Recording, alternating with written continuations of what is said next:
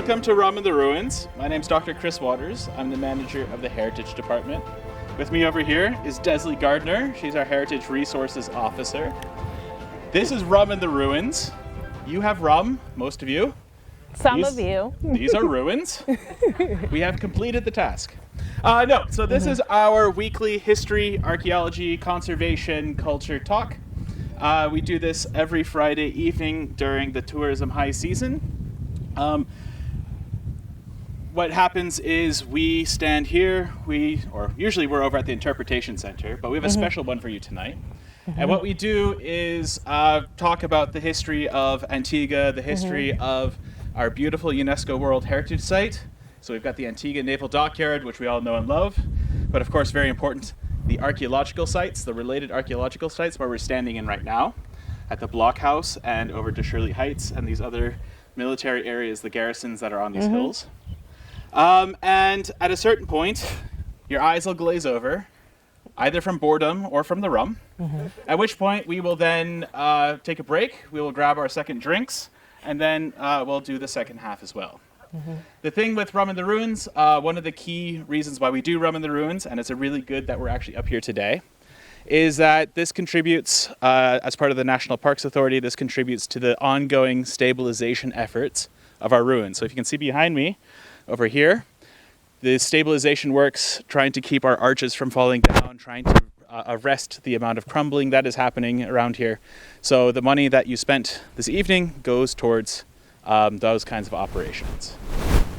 Without further ado, welcome to the 8th of March edition. So, 8th of March, Desley? For the month of March, we have started a memorial and commemoration project called the 8th of March Project, significantly because on the 8th of March 1744, when they were expanding the dockyard from St. Helena over to Jumbie Hill, they had already broken down the hill and they started works in developing what we know as the dockyard. So in that process, 8 men died in an explosion because gunpowder was stored improperly.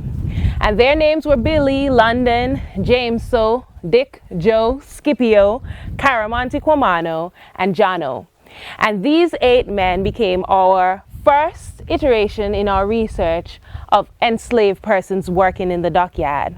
And since then, we've checked assembly minute records, muster book records submitted by the Navy, as well as baptismal and burial records in St. Paul's Anglican Church.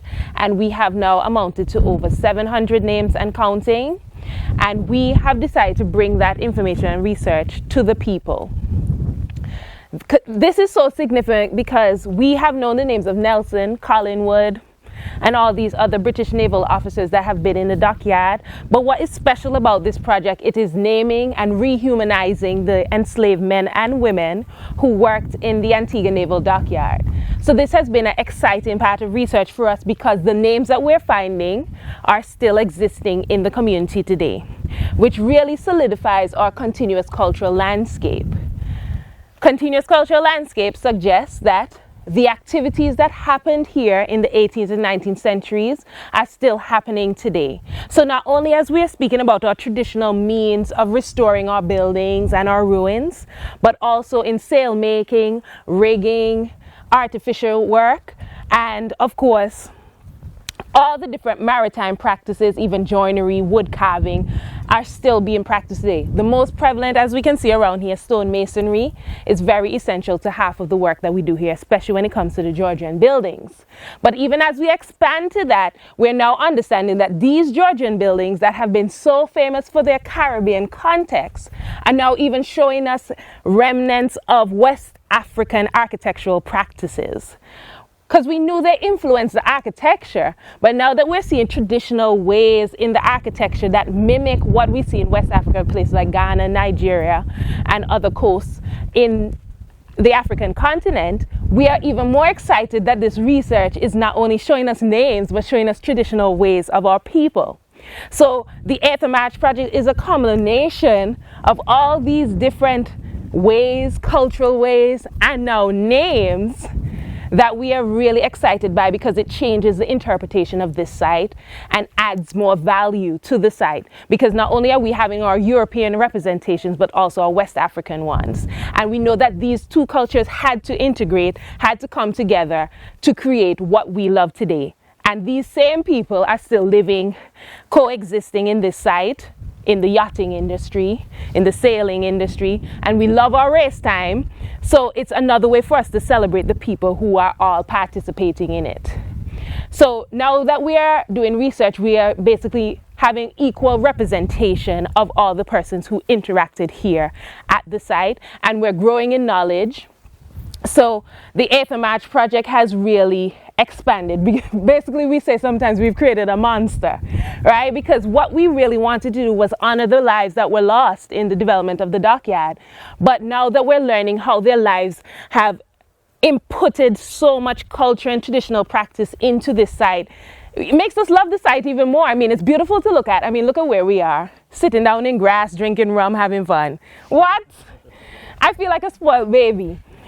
And now, as we're doing the research, we're finding out more about our people. So now you can say your uncle was a sailor on HMS whatever, and I can tell you, my uncle, he was a stonemason for 30 years here in the dockyard. He started as an apprentice at age 14, and then he became a retiree to the Navy, so the Navy was paying him pension. These are the type of things we're finding in the muster records, where we're seeing that trajectory of life, where we're growing with these laborers.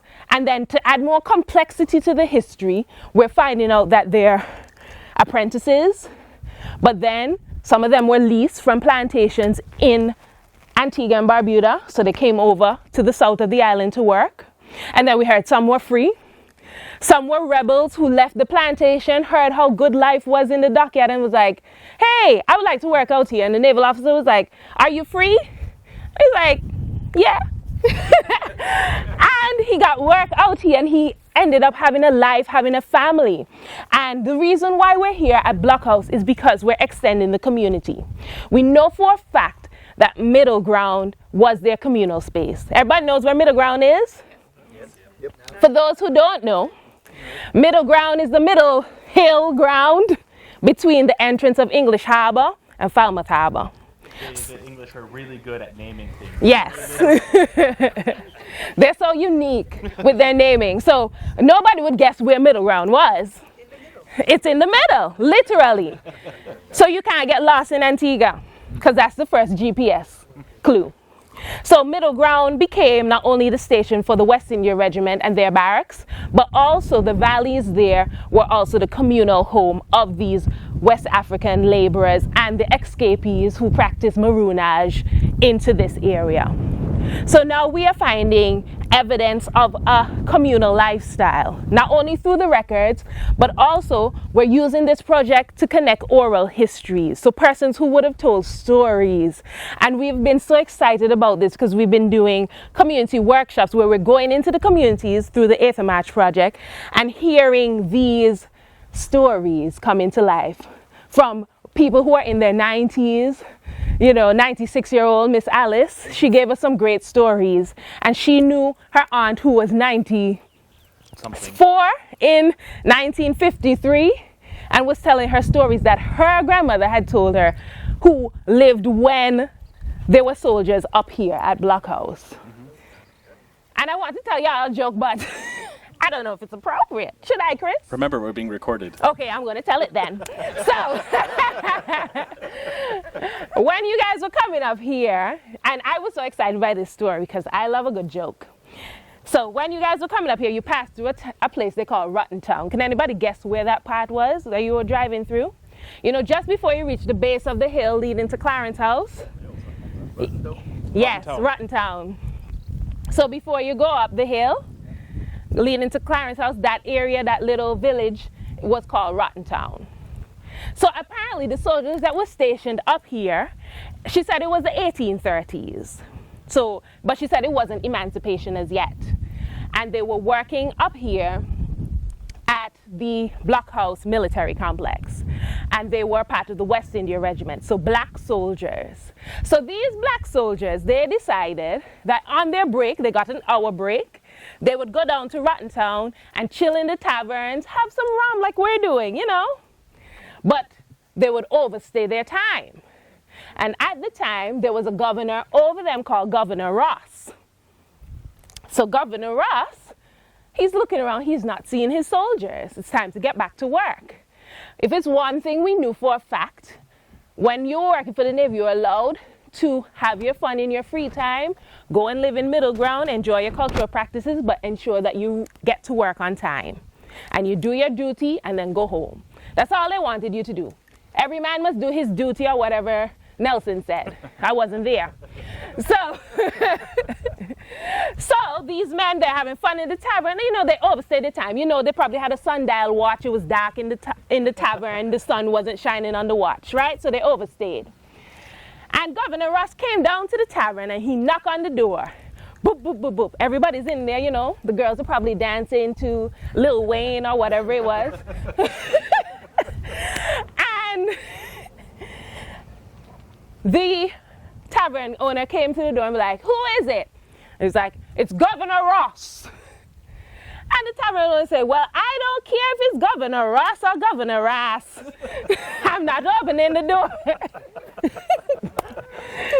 And that was a joke with Anne. Miss Alice was so excited to share that with us, and we were happy because that solidified the presence of the West India Regiment in this area and their movement along the valleys and the hills of English Harbor.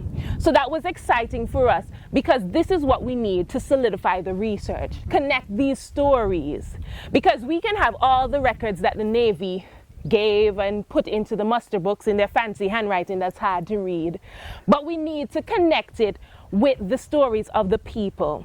And that's why oral traditions are really important. So if you have a great-great-grandmother and she's always chatting, listen. Because when these old people decide to hush, that's it. All these stories will be lost. So that's why we need to connect with the people who would have been walking around as girls. Because another thing I learned was, you know, over there by Indian Creek, by Memorial Bay, they used to call that Cuba. So I was like, why you call it Cuba? Because it's far. That's what they told me. It's far, so they call it Cuba. So they used to have to go up to Cuba to get milk. It's still farmland as of today, but the farmers who were there, they would have the cows. So you would hop over there with your bucket as a young girl. Well, not hop. Walk over, saunter with your bucket to get your milk. And she even told me, one of the ladies there at our workshop even told me that there were two neighbors who met each other on their way to Cuba.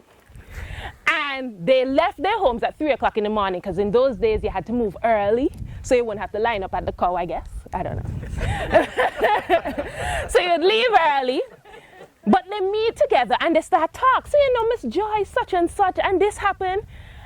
And they didn't stop talking until 3 p.m.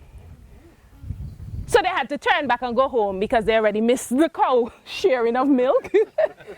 So it's these kind of stories that really solidify the kind of lifestyle that it would have been. Not only the communal ways of how people would interact with each other, but also the everyday practices of going to farmland to get simple resources as milk. I mean, nowadays where we go Epicurean to pay $10,000 for milk, and before you could just go over to Cuba, good old Cuba, to get milk. So as we continue to grow in this research, this is the kind of stories we want to connect with our people as well. Because we also have the fun stories of Nelson, drinking goat milk or bathing in goat milk. What it was? Some spa thing he was doing. A lot of bathing. He did a lot of bathing of weird things. He probably had OCD. Definitely. Yeah, but he did a lot of rituals. So the same how he had his rituals, we want to understand the rituals of the African laborers that were here, what they used to do. I mean, I love the story about going to Cuba, about Governor Ross, and all the things. So that is what makes the 8th of March project exciting for us, and we want to continue our research. And in our second half, we're going to share to you the symbolism and the importance of the Blockhouse Military Complex, because it's a real exciting place, and it even connects to middle ground. So we're going to top you up, right? And then we're going to come back about Blockhouse Military Complex. Any quick questions? Yes. While on the project, what we're doing, what we said so far? It's very interesting. Oh, thanks. Thank you.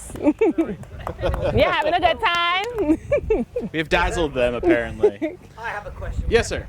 So if you mentioned about the slaves that turned up at the Royal Navy door, they say, "Are you free?" They said, "Yeah." Did it ever cause tension between the Navy and the plantation? Oh boy. Yes, it did. Do we have a story for you? So this is a huge problem for the planters because they were seeing their labor force, their property, going away and not coming back. Yeah. And the complicated, the legal jurisdictional side of this is this was all crown land overseen by the British military. So the local colonial government had no real jurisdiction in this place. So they couldn't send people in to bring people out. So it was this kind of gray liminal area where enslaved people could hide. They could practice, well, in plain sight, do petit marronage is the fancy term for it. It's running away for a short time. There was opportunity, economic opportunity in order to make sure that you could survive, because the Navy needed labor, the Army needed labor, everyone needed a lot of stuff. There was a lot of opportunity to do a lot of vending, a lot of trade, a lot of selling of produce and selling of meat, and obviously lots of rum, because soldiers and sailors allegedly like rum.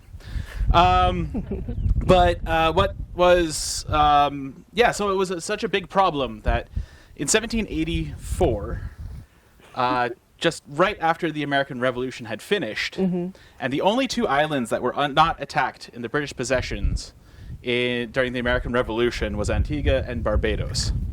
And so it became very close to Britain losing the entirety of the Eastern Caribbean. And by who, sorry? the French, obviously. Who else? They're right there. They're right there. They're right there. They're not far away. And the Dutch and the Spanish and the Americans, everyone piled on the British during the American Revolution. But the second the war ended, and it was peace, and the planters no longer needed the Navy to protect them, one of the first things they did is they wrote a really long letter to the Admiralty, signed by the entire Assembly and Council, all the leading members of the government here, reminding the Admiralty to tell their captains that it was a capital punishment to help someone escape the island. It was a capital crime, meaning that if you were convicted of it, you were facing the death penalty. And the clause that they inserted into this letter and into this law that existed in Antigua at the time was without benefit of the clergy. So the way capital punishment worked in the British system, basically for most things you could get the death penalty, especially property crimes, helping steal. So it was actually less of a problem for you to murder someone than it was for you to steal someone's possessions. Right? And so you had the bloody code. Britain loved to convict people for capital crimes. That's why everyone went to Australia. Even they couldn't they couldn't hang that many people at a time. So that's why they invented Australia. But basically it was all capital crimes, but there was big loopholes written into the laws. And the major loophole was if you were female and you were pregnant, you could not be executed, so you were commuted to a different sentence. Or if you were about to join the church and you get a clergy member to come in and say you are now part of the Church of England, which means that you cannot be executed, you have been absolved of all your sins, and then your sentence would be commuted to something lesser. You'd still serve time, you'd still be transported, but you wouldn't be hung. So by putting the without benefit of the clergy in the law, it meant there was no getting out of it. If you were convicted, you're going to be hung, period. And so they threatened to hang Royal Navy captains here in Antigua. The Admiralty, in their infinite wisdom, lost the letter, or at least they didn't respond until like 1805, when they said, "Thank you for the reminder. Please don't hang our captains." What are you gonna do?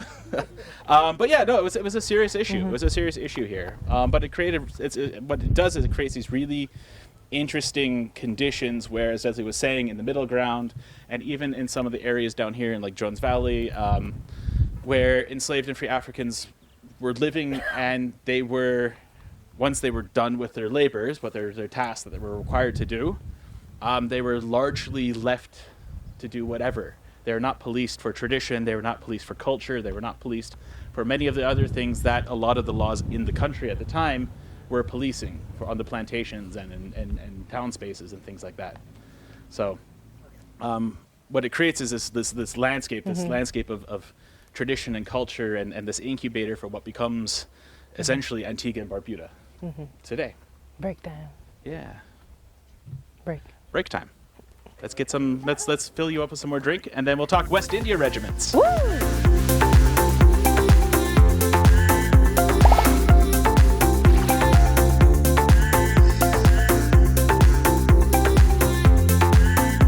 To start our second half, before we get into the meat of the subject, we do have a question that's slightly off color, so apologies. The question is, look out. The gentleman over here says, look out. He knows where the privies are, the outhouses. He wants to know where the other outhouses are, which is actually a really important question because it leads into health, it leads into organization of space. If you haven't noticed, it's kind of breezy here. It's actually a little bit cold. Very cold. So the thing you don't want to do is stick your outhouses, of course, upwind for obvious smelly reasons. But they tended to actually put their outhouses on the edges of the ridge, like you were saying, right? They're on the edges of the ridge. And as a matter of fact, we were actually debating a couple of years ago about doing a Lose with Views hiking tour. You just go from one privy to the next because all of them are just sitting on these beautiful lookouts. I don't know what it was. I don't know why they selected it that way. They're not long drops. There's not a lot of soil here, right? It's all really hard stone, so you couldn't build a long drop latrine. So they tended to be little platforms on the edge, and then underneath there was a space for a bucket, and then you could carry it away and get rid of it, or well, someone would carry it away and generally an enslaved person would come and take it away, which will actually segue us really nicely into the West India regiments and why we're actually at Blockhouse tonight. So Blockhouse, this garrison complex right here, was established in 1789 for the British Army because it formed the anchor. So the Blockhouse is actually the little fort at the end over here because it anchors this entire ridge that goes all the way to Dow's Hill, where Rum In The Ruins usually is. Because, again, going back to the American Revolution, Britain lost badly, and they had to reassess their whole strategic outlook. And so the Royal Navy and the Crown realized that if the French were ever to... They would never attack English Harbour itself. English Harbour, well fortified, but mostly you can't sail into English Harbour by yourself. You have to be towed or you have to be pulled in to get in. So English Harbour, by its location, it's very, very secure. Now, the rest of the fortifications around the island, except for this area, they were built by the local government. They were built to look like fortifications. They were not built to be fortifications. They were built to look pretty and intimidating, but they didn't have any of the engineering or location or anything like that to cause any kinds of threats. And so you've got Indian Creek right here. You've got Memora Bay right over there. And of course, on the far side, you've got the very big Willoughby Bay, which were all virtually undefended. And so the fear was that the French would sail into one of these, march overland, take this ridge, and if you take this ridge, you command the dockyard, and there's no reason to fight. You might as well just give up. And the Royal Navy, the Crown, was very, very scared for that because they had huge stockpiles of materials, war materials, to maintain their navies. And so they decided we need to fortify this entire ridge, and this is why this section became fortified by the army, and they built these big barracks. The barracks behind me, by the way, officers, 8 men. The building that we just walked past over there is the kitchen, and the one that you were all in the shade of was the regimental major's house. He got his own house and office. There was 8 officers in this big building, and they had their own kitchen. The building behind you, over there, that's the enlisted men's barracks. It is exactly the same length as this one, but it is a third, 20 feet narrower. This is 60 feet, that's 40 feet. 8 men, any guesses? 240. Well, you've been here before. That's not fair. Been doing this too many times. No, 240 men. That was designed for 240 men. Yes, it really was. In hammocks. In hammocks, yes. Join the army, learn to cuddle. It's a great tagline. And it is cold up here. You might need it. Anyhow, moving on. So they've garrisoned all this stonework, the cistern behind you, all of these buildings around here, the quarry, which is back behind here. There's a little ridge back here. All of the materials, all the construction, this was all done by African laborers, master craftsmen. All the stone sets, all those beautiful way the stone is cut and laid together, standing the testament of time. This place was abandoned in 1856. There's been no maintenance on these structures since then, and they're still only just now crumbling, right? And especially the cistern behind you, right? It's stunning. It's absolutely stunning. But what makes this particular barracks even more special is when Desley was talking about the soldiers going down to Rotten Town to go drink. Those soldiers, the West India Regiment soldiers, they were stationed here in the 1830s. Some of them at Middle Ground, some of them up here. The West India Regiments have a really interesting history because in the 1790s, during the Revolutionary Wars, Britain was losing thousands of men in the West Indies. They were fighting the French, they were fighting sometimes the Spanish, they were sometimes fighting the Dutch. They were trying to suppress the rebellion in Haiti as well. Basically between 1792 and 1796, 4 years, Britain lost 40,000 soldiers and sailors to disease in the Caribbean. They were scraping the manpower bucket, or barrel, if you will, in Britain, and they were just losing soldiers at such a prodigious rate that they said, okay, we need to figure out some other strategy. And so in 1795, you have this guy by the name of William Pitt the Younger. He was the prime minister. His dad was also William Pitt. He's the elder, also a prime minister, hence the younger. And by the way, William Pitt's youngest brother, William Pitt the Younger's youngest brother, is buried in Falmouth in the churchyard. He was a captain here, a young captain here, and he died. Or a young naval officer. I don't think it was captain yet. But anyway, young naval officer, he died. He's buried in the Falmouth churchyard here, St. Paul's. He was out of this side of the mouth talking about abolition of the slave trade. He was very pro-abolition. He said this is a stain on British society. And out of this side of the mouth, he said, I need a lot of soldiers. And so his government set aside money to enslave 13,400 African men and turned them into British regular soldiers. So there were a lot of them were stationed up here. They were given the same uniforms, the same weapons, the same training, the same rations. They didn't like the rations, but the same rations as European soldiers, including the pint of rum every day. A pint of rum every day, yes. Oh, and it's not the beautiful rum we drink today.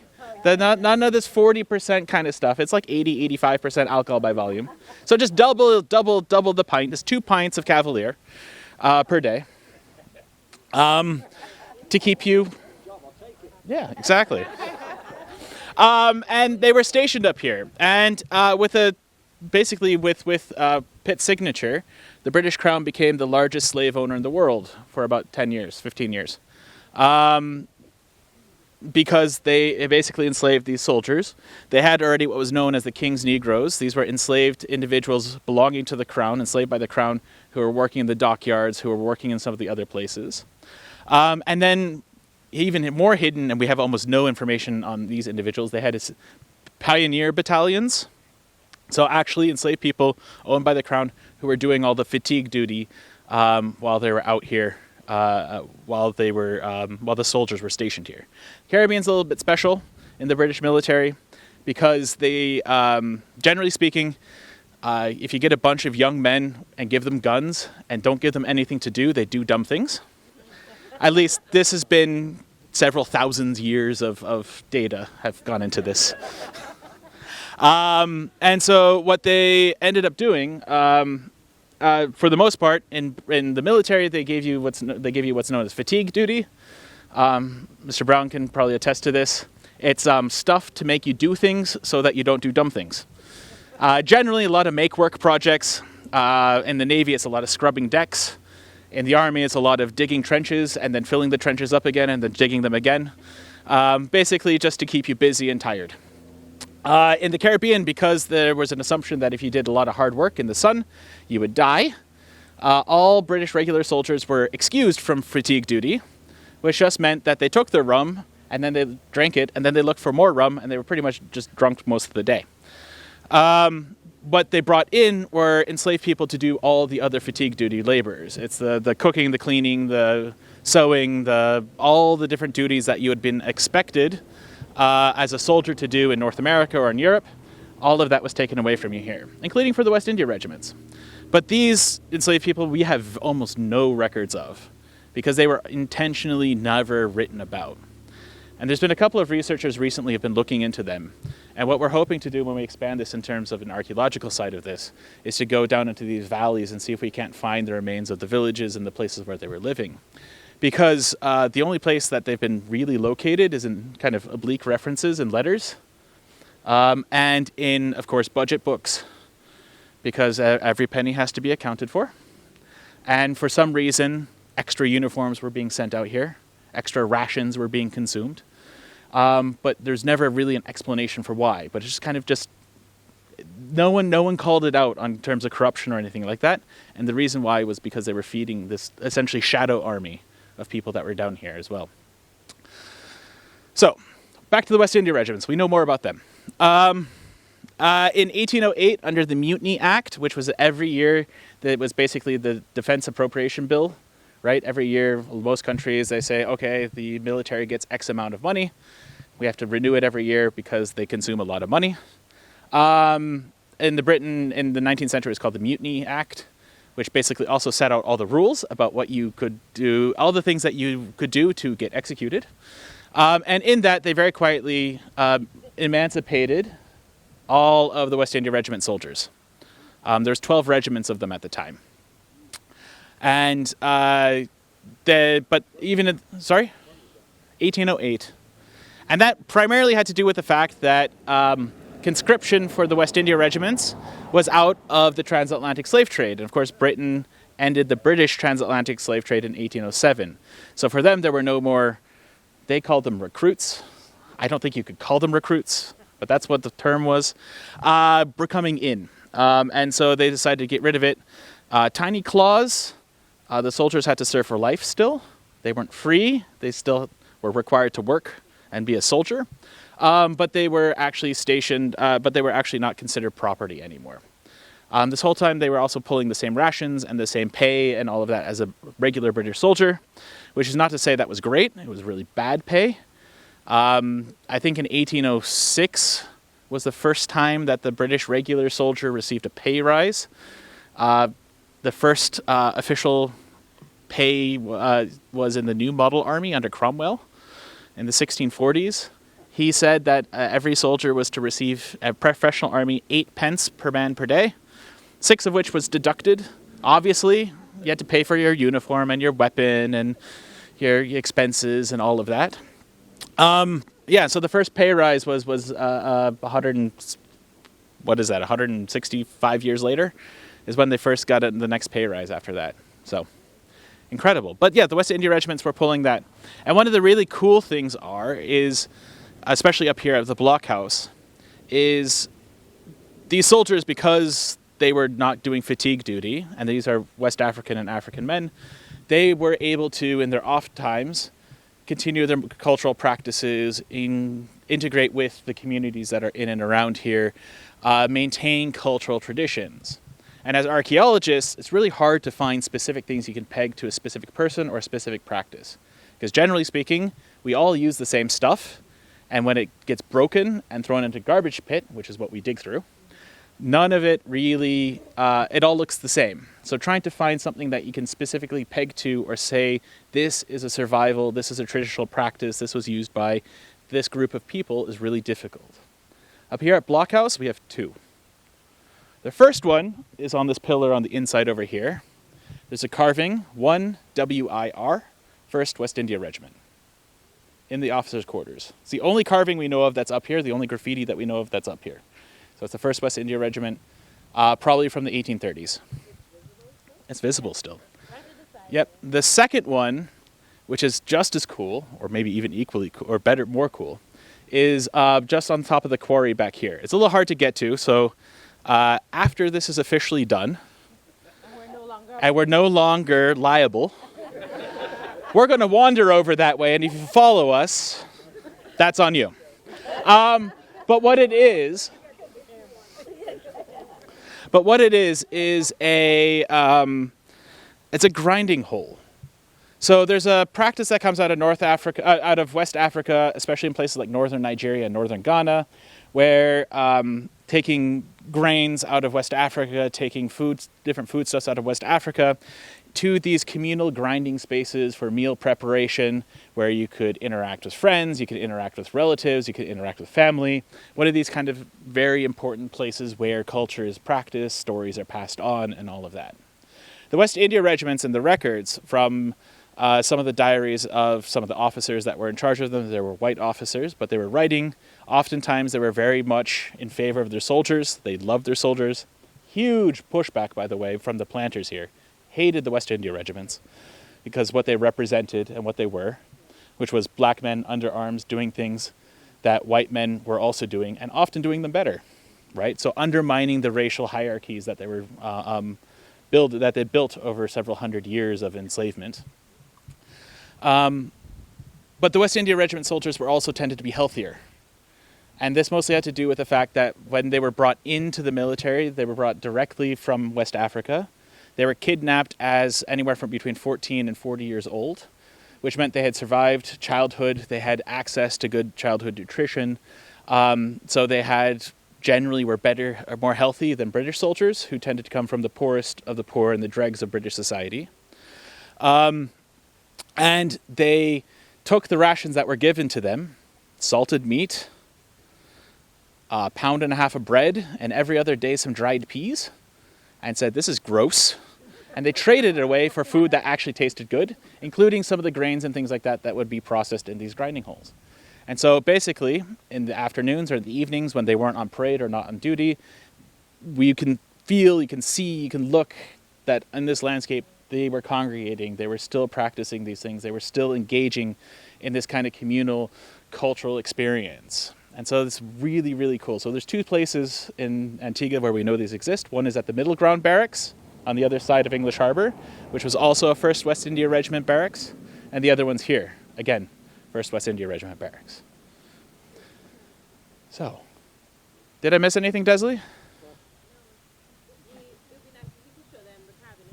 Yeah, I don't want everyone to rush it. It is, again, a very crumbly ruin. So I don't want anyone climbing up on that, please. But we can point out where it is exactly so you can see it. Jeff. 240 soldiers in the garrison. 240, yes, I'll take questions. 1 minute, yes. 240 soldiers in the garrison. Yeah. Any suspicion of prostitution? So, no.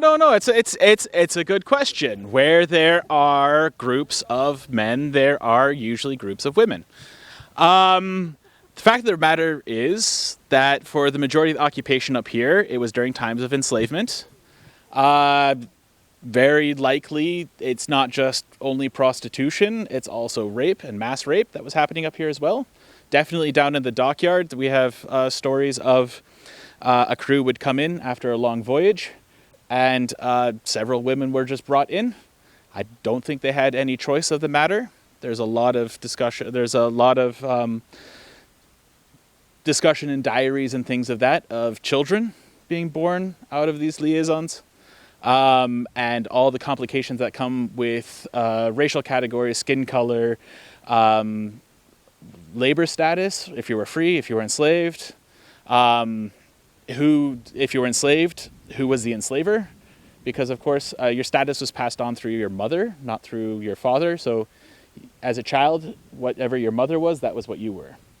And that's a major thing that defined chattel slavery, the African slavery, was the fact that you could never be born out of it. You were inherited the position of your mother, no matter what. So. That's where you knew that. I assumed it would be from your father. Nope. You don't know what.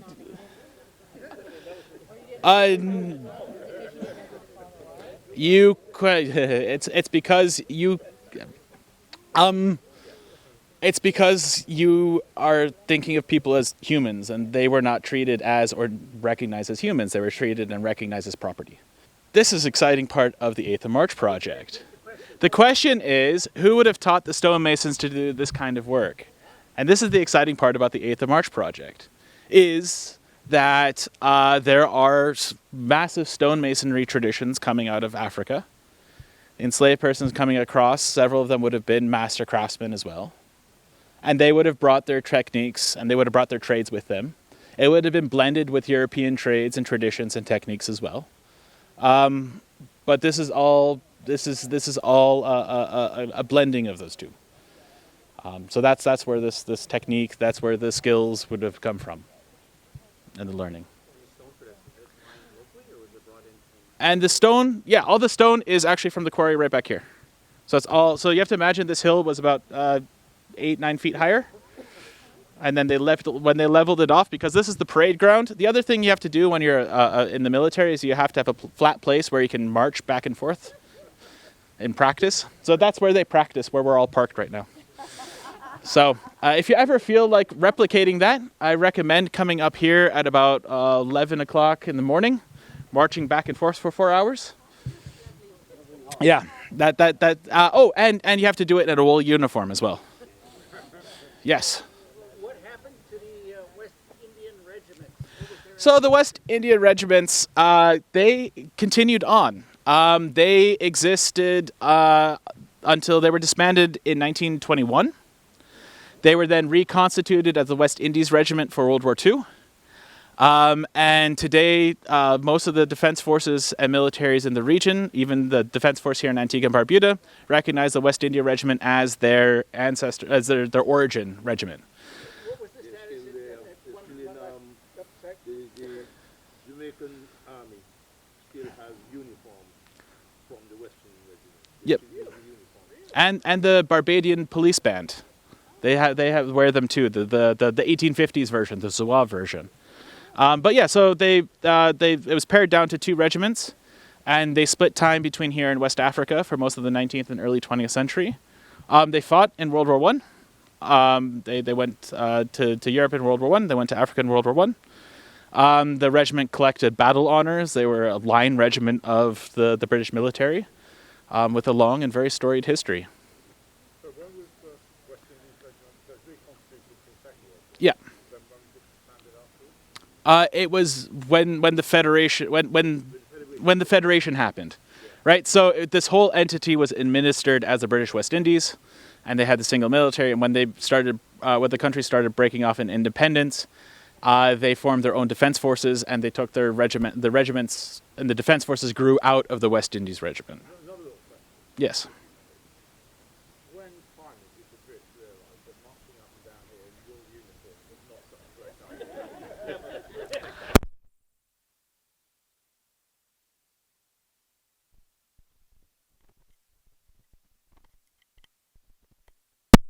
Tropical uniforms in the British military. They went from heavy wool uniforms to the tiniest little shorts.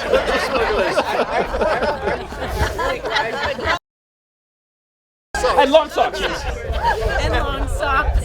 I'm really glad you're pursuing this line of inquiry. I came to Caribbean as a sailor about 15 years ago and ran across this West Indian regiment. You know, what the heck is going on?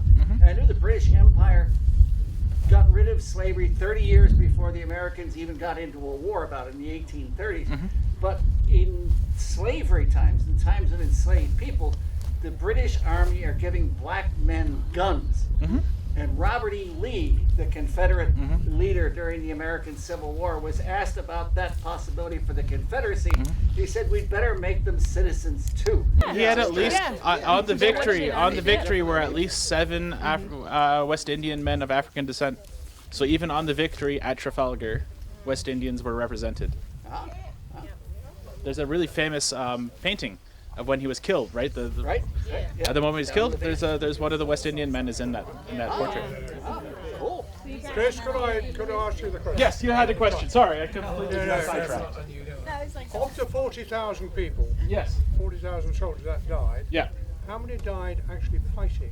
And how many should die through disease in the area? 40,000 to disease, and I mean, I usually say 9 to fighting, but it's probably closer to 15. Yeah. No, from bullets, and occasionally from fighting among themselves. Yes. You were kind enough to say that this is all a sort of facade and pretend. This was built for health reasons. This up here was built for health reasons. They came up here to get out of disease down there. So the prevailing military, yes, so the thought was the higher elevation you go, the less disease there is. Although it depended on which person you were reading at the time, there was definitely no consensus on this. Like Up Park in Jamaica was a big military complex that was built really high up in the mountains. It's cool, there's not a lot of mosquitoes. There, in the 18th and 19th century, the British military was collecting data on soldiers being healthy up there, and they still didn't believe it, and they still sent them down to Kingston, where they continued to die in droves. So it depends on who was leading the charge. The reason why this specific was fortified had nothing to do with health. The reason why these buildings are oriented this way had to do with the breeze, which helps with the health. But the reason why this was up here was because they needed to guard the valley below. So this ridge needed to be fortified. Yeah. I don't know, ladies and gentlemen, on behalf of all of us, that man has an answer for everything. Can I thank him on all of us? No. This is 100% a collaboration. This is 100% something that we're doing as a team.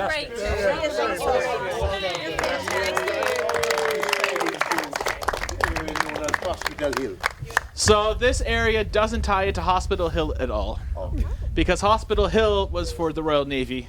This was for the British Army. Their hospital is just between here and Shirley Heights. So 2 different administrations, 2 different hospitals. Obviously, you have to have redundancy because I don't know. Eventually in the 1830s, the Hospital Hill became the general hospital for the garrison, and then it blew down in a hurricane the next year. Christopher, you know the walk when you go up Jones Valley, they have the graves. I do that because I live here, but I see the grave sites and what the stones say. But do you ever guys go through that to look at it and see? You never do a tour of that. Do you know anything about the grave sites? Some of them were like 1780s, and tombstones left. Some of them are eroded away. You don't know what To take out of that question, why the graves are there? Yeah. It seems like an odd location. So the graves are there because so you get to the top of the road, Right. and if you're driving up, there's the ruins on the left. That's the hospital, and the graveyard is on the other side of the road, down the hill, downwind, and out of the way. Anybody wants to explore it, it's called the Jones Valley Trail, and it will take you by. It'll take you by the graves. And as for the graves themselves, so we started going through. What's really cool and interesting and exciting is that the parish chaplain, or the parish rector for St. Paul's and for St. Philip, was also the garrison chaplain, meaning that the garrison chaplain conducted all the burials, including for the West India regiments. At least, and the records from the 1820s or so, 24 or so forward, are actually intact. So you can go and you can look through and you can find all the people that are buried and where they're buried and why they're buried, which is one of the really cool discoveries we did last year. Over on the middle ground in last January, we identified a cemetery that was actually associated directly with the West India regiments.